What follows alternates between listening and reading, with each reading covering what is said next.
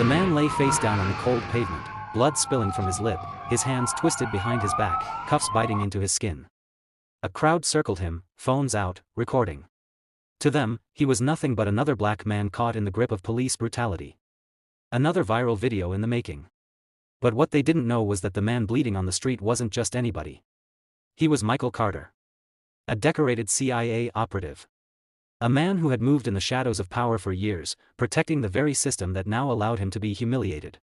The officer above him pressed a knee into his spine, snarling with authority he hadn't earned, while the cameras caught every brutal second. Michael had fought in deserts, jungles, and back alleys across the world. He had looked death in the eye countless times, faced warlords, criminals, and double agents.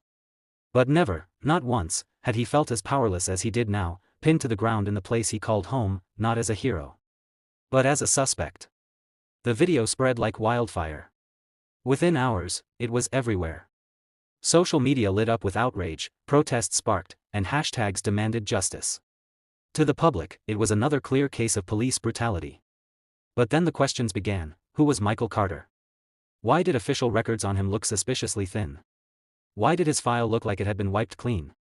And then it happened. A leak. A single classified document slipped into the hands of a journalist, and within hours, the world knew.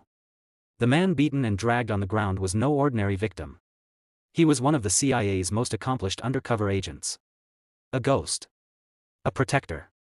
A man whose missions had saved lives without the public ever knowing.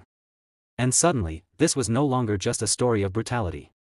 It was a scandal. The CIA was thrown into chaos.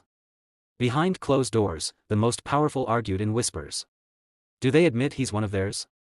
Do they protect him, or deny him? The agency lived on secrecy, and Michael's name was never meant to be spoken outside those walls.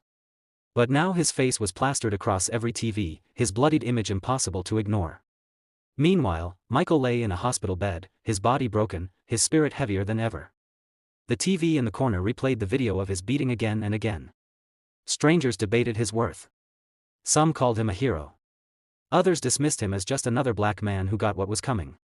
But what cut the deepest was not the pain in his ribs or the bruises across his face, it was the betrayal. He had given his life to this system, and in return, he had been treated like dirt. The nurse stepped into his room quietly and whispered, "Mr. Carter.